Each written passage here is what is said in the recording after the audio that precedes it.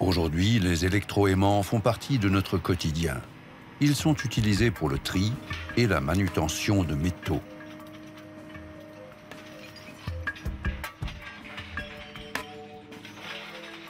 Mais ils ont encore bien d'autres fonctions.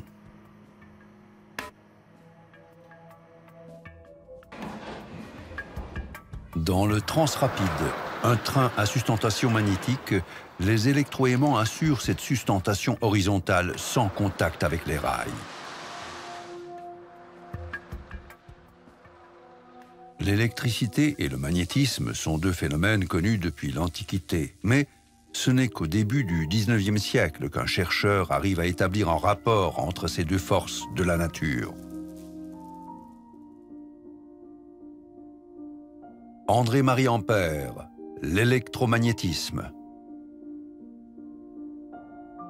Fils d'un négociant en soie, André-Marie Ampère naît le 22 janvier 1775 à Poleymieux, près de Lyon. Ampère est un enfant surdoué. Dès l'âge de 12 ans, il passe pour être un génie des mathématiques.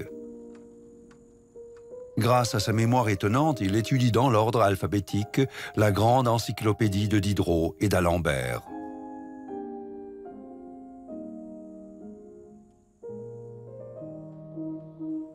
À considérer ces 20 tomes contenant, pour ainsi dire, l'ensemble des connaissances de l'époque, il est évident qu'Ampère, qui n'est jamais allé à l'école, était extrêmement cultivé.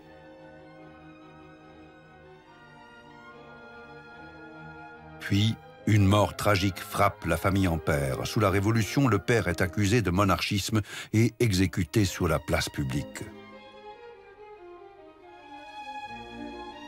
Le fils a beaucoup de mal à surmonter cette épreuve. Il reste prostré quelques 18 mois, incapable de poursuivre des études.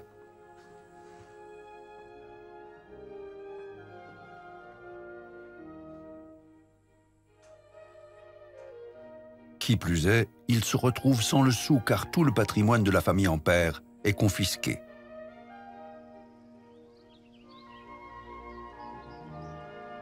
Il commence à gagner sa vie en donnant des leçons de mathématiques.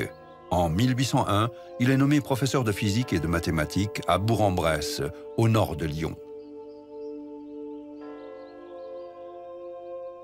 Un an plus tard, il publie déjà son premier mémoire dans le domaine du calcul des probabilités. Considérations sur la théorie mathématique du jeu.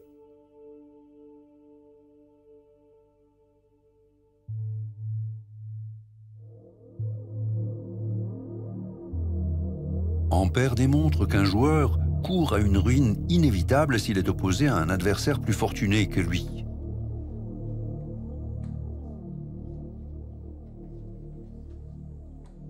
On commence à le remarquer dans les sphères savantes de Paris.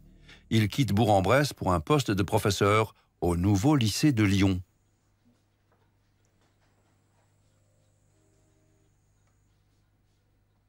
En 1805, il monte à Paris. 4 ans après, il devient répétiteur à l'école polytechnique où il enseigne ensuite l'analyse mathématique. Le jeune chercheur se lance dans des domaines très divers.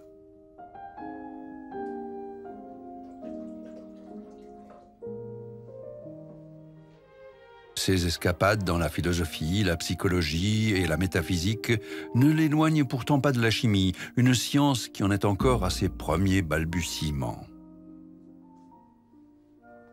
En cette période, il analyse avant tout les propriétés physiques et chimiques des gaz.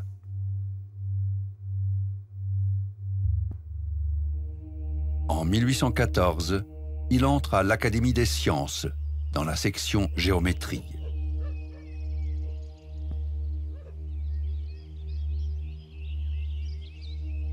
Ampère est enfin reconnu par ses pairs. Ses analyses dans les domaines de la physique et de la chimie se diversifient jusqu'au jour où il entend parler des expériences du physicien danois Hans Christian Ørsted. En 1819, celui-ci entreprend de prouver qu'on peut chauffer un fil de fer avec du courant électrique. Il y ajoute quelques expériences de magnétisme. Pour cela, il place une boussole sur un socle en bois.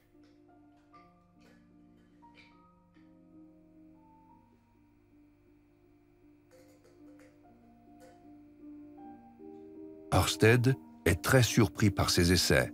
Dès qu'il approche un conducteur électrique de la boussole, l'aiguille de celle-ci est déviée.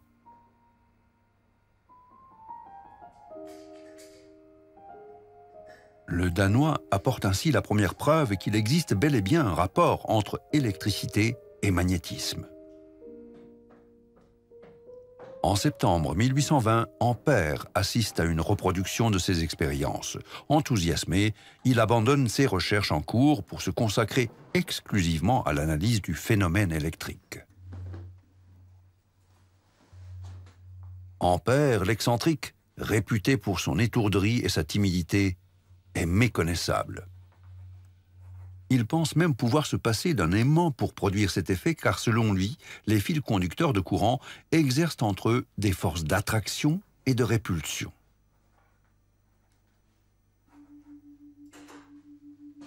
Mais pour prouver l'existence de telles forces, il a besoin d'un instrument de mesure. Ampère invente l'électrodynamomètre. Sur un conducteur fixe, il accroche une bride métallique en forme de U qui bascule librement comme un pendule.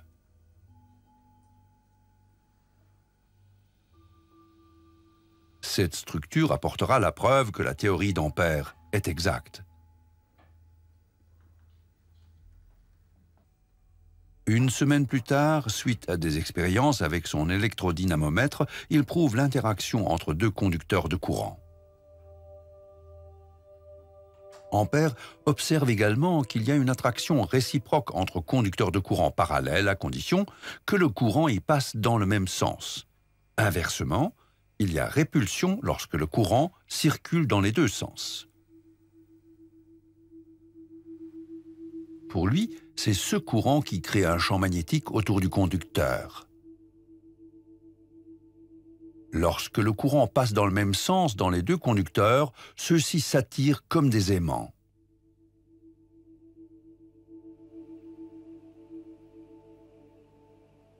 Dans le cas contraire, il y a répulsion.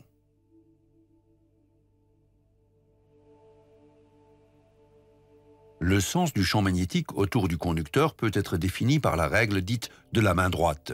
Le pouce de la main droite indiquant le sens du courant, les doigts vont dans le sens des lignes du champ magnétique.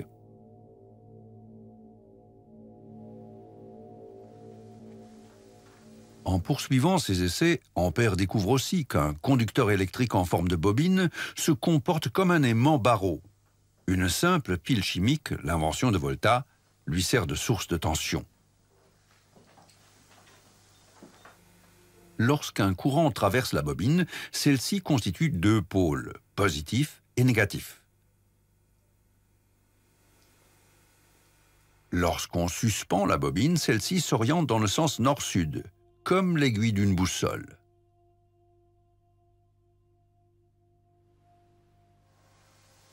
Les mémoires qu'il rédige, une compilation de tous ses travaux, jettent les bases de la théorie mathématique de l'électromagnétisme, terme dont il est l'auteur.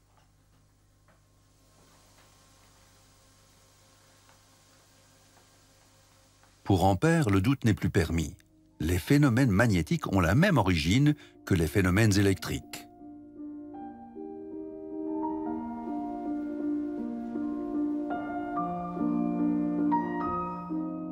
Des forces magnétiques ne se créent que si les courants électriques se déplacent à l'intérieur d'un circuit fermé.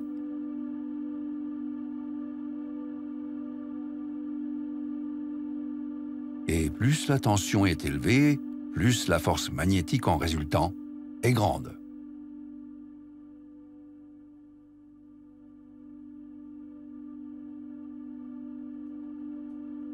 Pour étayer sa théorie, Ampère met au point un appareil de mesure indiquant l'intensité d'un courant électrique par une aiguille aimantée suspendue.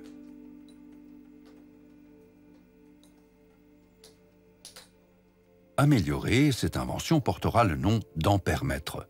C'est un des outils les plus importants dans le domaine de l'électrotechnique. Mais Ampère ne s'arrête pas en si bon chemin. Ainsi, le magnétisme des aimants permanents ne serait pas dû à un fluide magnétique indéfinissable, comme on le croit en son temps, mais bien à des circuits électriques dans chaque particule d'élément.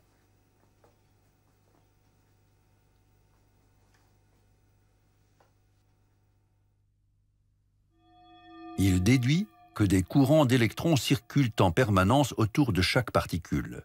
Et grâce au champ magnétique ainsi créé, chaque particule se comporte comme un petit aimant barreau.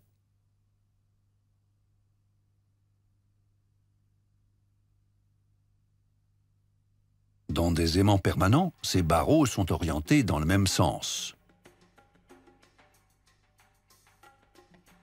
Sans disposition précise dans d'autres matières, leur effet magnétique s'en trouve neutralisé.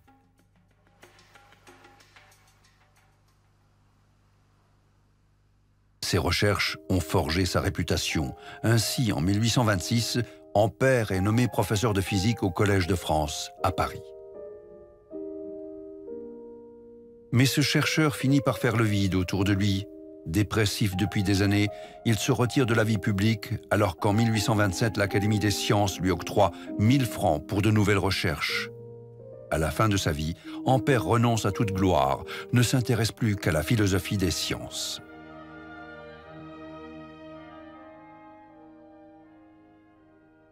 Âgé de 61 ans, André-Marie Ampère meurt à Marseille le 10 juin 1836 au cours d'une inspection universitaire. Il repose aujourd'hui dans le tombeau familial au cimetière Montmartre, à Paris. D'août à novembre 1881, la ville de Paris organise au Palais de l'Industrie le premier congrès international des électriciens. On y présente les dernières nouveautés, parmi elles le tramway électrique de Siemens ou encore un système d'éclairage avec des ampoules d'Edison. Mais les participants veulent aussi arriver à standardiser les unités et les mesures électriques. En l'honneur de Volta, les responsables du congrès donnent le nom de volt à une unité de force électromotrice. On appellera ohm la résistance électrique.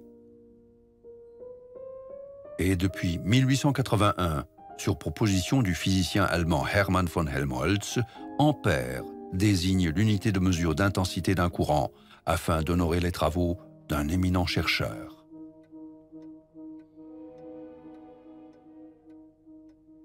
André-Marie Ampère compte sans nul doute parmi les grands érudits du début du XIXe siècle. Après 3 années qu'il a vraiment consacrées à l'électricité, il a surtout le mérite d'avoir prouvé que l'électricité et le magnétisme n'ont pas une origine différente et d'avoir ainsi jeté les bases d'une véritable évolution de l'électrodynamique.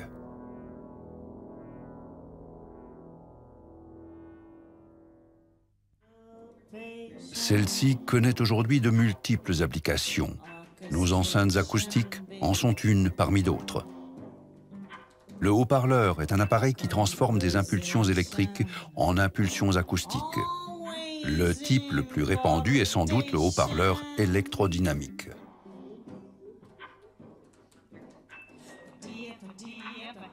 Le foyer du haut-parleur dynamique est constitué d'une bobine entourée d'un champ magnétique. La bobine est équipée d'une membrane.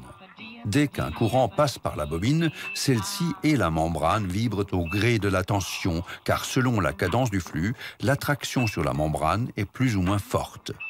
Cette dernière produit des ondes acoustiques. Elle transmet donc l'information sous forme de son.